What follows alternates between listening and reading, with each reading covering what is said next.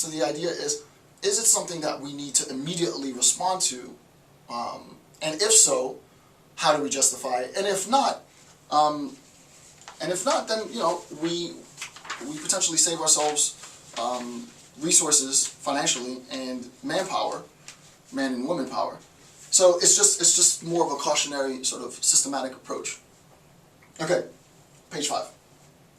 So the example of a metric, I'm not going to go into, maybe later in the section in the series. I've written on this before. I haven't published it yet, but I've written on metrics. I'm not really going to go into the whole metric discourse. For those of you, a lot of graduate students watch my videos, so in any qualitative assessment, you can have either a mixed method or a completely quantitative metric. A Likert scale is an example of a metric, and the metric is there to measure within a quantifiable, calculable way, empirically, some phenomenon. Right? And you can say the phenomenon occurs or it doesn't occur. The degree of the phenomenon is gauged from 0 to 100 and such. The idea is, insofar as we have a metric, whatever the metric might be, we have some empirical means of statistically verifying the occurrence of some event, one. And I think this is going well because I've been gauging the responses already from the first 2 hours, and people seemed comfortable with my presentation style, so I'll keep vibing it now.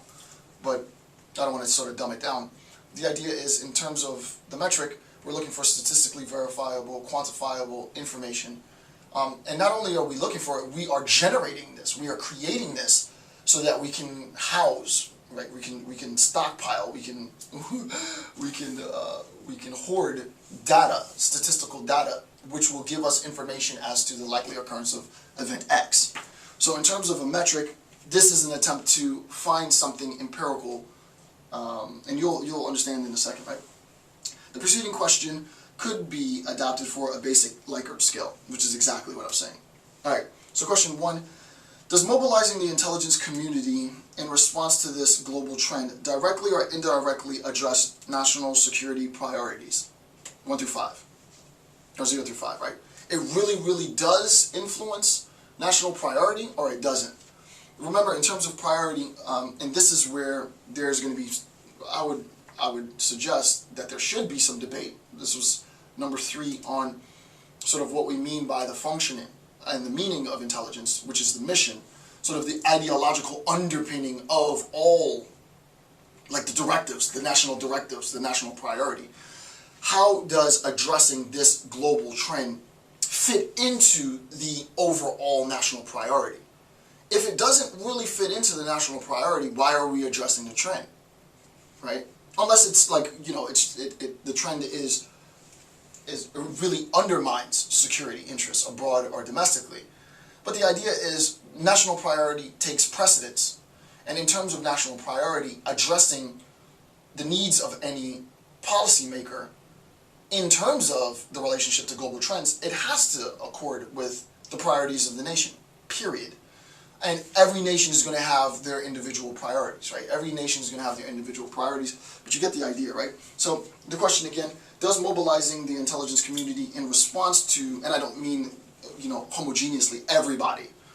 That would be something like catastrophic, 9/11, okay, all of the intelligence community for the most part is going to be mobilized. But even then, it's never the case that all of the intelligence community is going to be mobilized for one thing.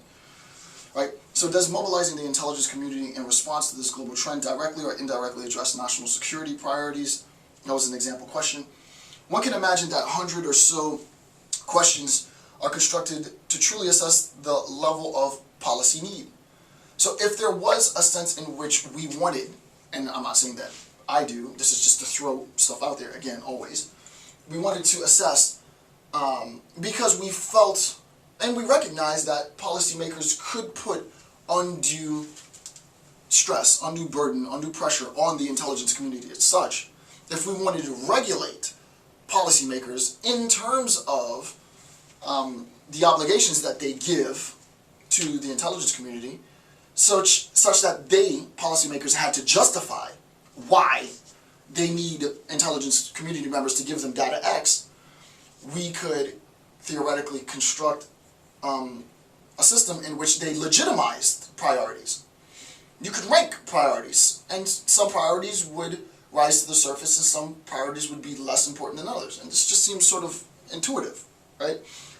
So theoretically, where those needs scored low, they would be more reluctant to mobilize members within the intelligence community. However, where those policy needs scored high, they would be less reluctant, and it was a spell check, less reluctant to mobilize members within the intelligence community. Should be integrated into the national threat assessment, right? So that if we're going to talk about, and this is important, right? This is a very important point. If we're going to talk about threat assessment,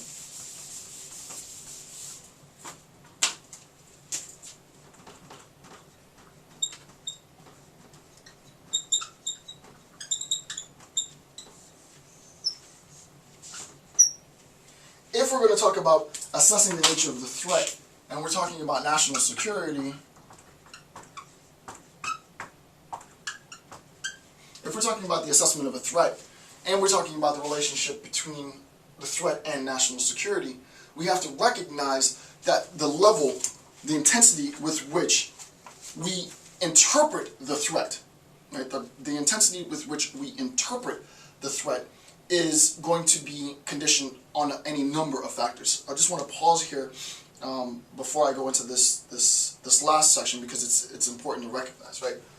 The importance of this threat is going to be conditioned first on temporal sensitivity. How immediate is this threat? The immediacy of the threat is going to condition the intelligence community response. And sometimes it could theoretically be the case that the intelligence community is mobilized prior to policy. I mean, that's obvious, right? There is no policy existing because we didn't realize that there was a threat. We recognize now, because of tips or what have you, or because of collecting any number of sourced information, that there is an imminent threat. So that there is the factor of immediacy,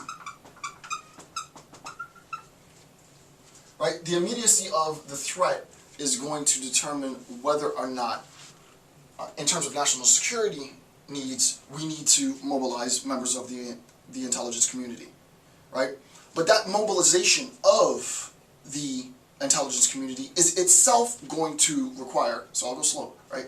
That mobilization of the intelligence community is itself going to require an ability to assess, right? An ability to assess the threat itself, right? So the immediacy of the way in which the intelligence community is mobilized is itself conditioned by an ability to assess threat.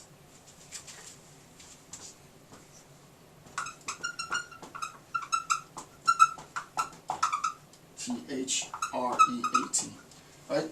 And this assessment of threat, independent to the obvious, independent to a tip, or independent to some divulged information based on interrogation, or independent to, someone calling in and saying, hey, someone's going to do X, Y, Z at such a time.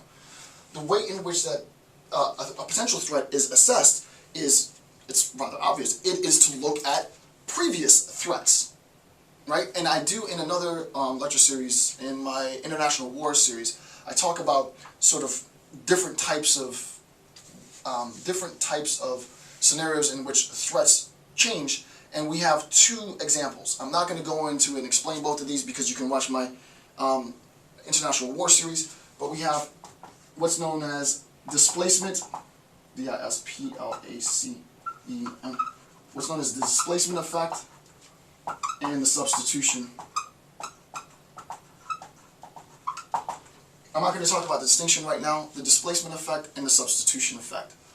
And the idea is simply this: where we recognize, in an attempt to assess the levels of threat, where we recognize that we are not currently in a crisis situation, we should anticipate that either there could be a threat from a displacement of our sort of the external agitator, meaning we have fortified, we've protected ourselves in a particular